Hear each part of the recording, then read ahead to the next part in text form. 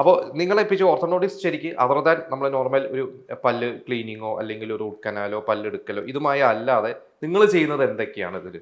നമ്മൾ ബേസിക്കലി വന്ന് ഞാൻ ആദ്യം പറഞ്ഞ പോലെ നമ്മൾ ആക്ച്വലി ഒരു കൊച്ചു കുട്ടി 6 വയസ്സ് തൊട്ടേ നമ്മൾ പൊതുവെ ഒരു ഓർത്തഡോണ്ടിസ്റ്റ് കാണാറുണ്ട്.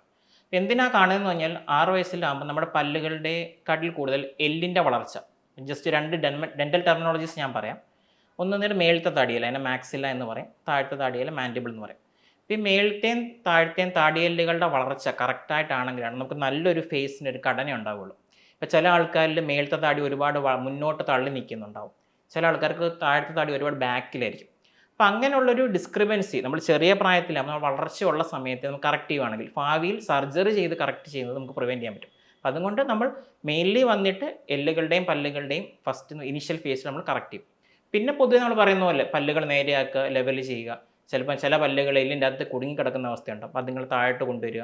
പിന്നെ ഒരു സ്മൈൽ ഡിസൈനിങ്ങിൽ മെയിനായിട്ട് ഒരു ഓർത്തഡോണ്ടിസ്റ്റ് നല്ലൊരു റോൾ പ്ലേ ചെയ്യുന്നുണ്ട്.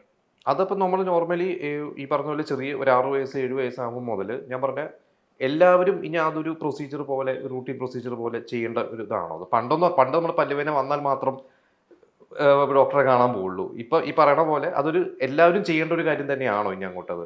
ഇതിനകത്ത് മെയിൻലി ചില ഫാമിലീസിൽ വന്നിട്ട് ഈ താഴത്തെ താടിയലിൻ്റെ വളർച്ച കുറച്ച് കൂടുതലായിട്ടുണ്ടാവും. ചില ആൾക്കാരിൽ മേളത്തെ താടിയൽ, പ്രത്യേകിച്ച് നമ്മൾ മലയാളികളിൽ ബൈമാക്സ് എന്ന് പറയുന്നത് മേളത്തെയും താഴത്തെയും പല്ലുകൾ കുറച്ച് ഉന്തിയായിരിക്കും ഇരിക്കുന്നത്.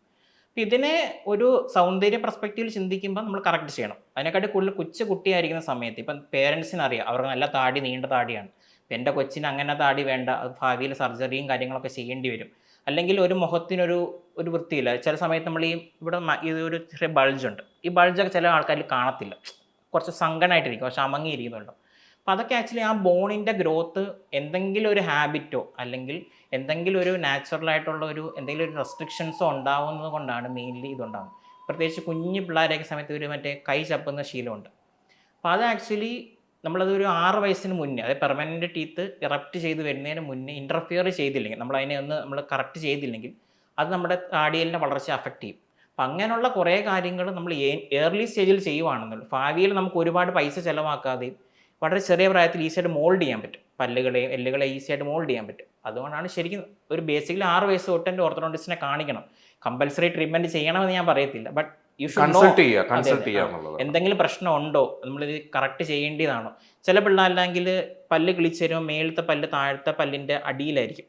അപ്പോൾ അവിടെ വരുന്ന ശരിക്കും ഈ മേളത്തെ താടിയിൽ മുന്നോട്ട് വളരാനുള്ള ഒരു ഇൻ്റർഫറൻസ് വരികയാണ്. അപ്പോൾ നമ്മൾ അത് ശരിക്കും ആദ്യമേ കറക്റ്റ് ചെയ്തില്ലെങ്കിൽ ഭാവിയിൽ സർജറിയൊക്കെ ചെയ്തും ഭയങ്കരമായിട്ട് കോംപ്ലിക്കേഷൻ വരുത്തുന്നതിനെക്കാട്ടും ഈസിയായിട്ട് കറക്റ്റ് ചെയ്യാൻ പറ്റും ഏർലി ഏജിൽ കറക്റ്റ് ചെയ്യുവാണെങ്കിൽ മെയിനായിട്ട്.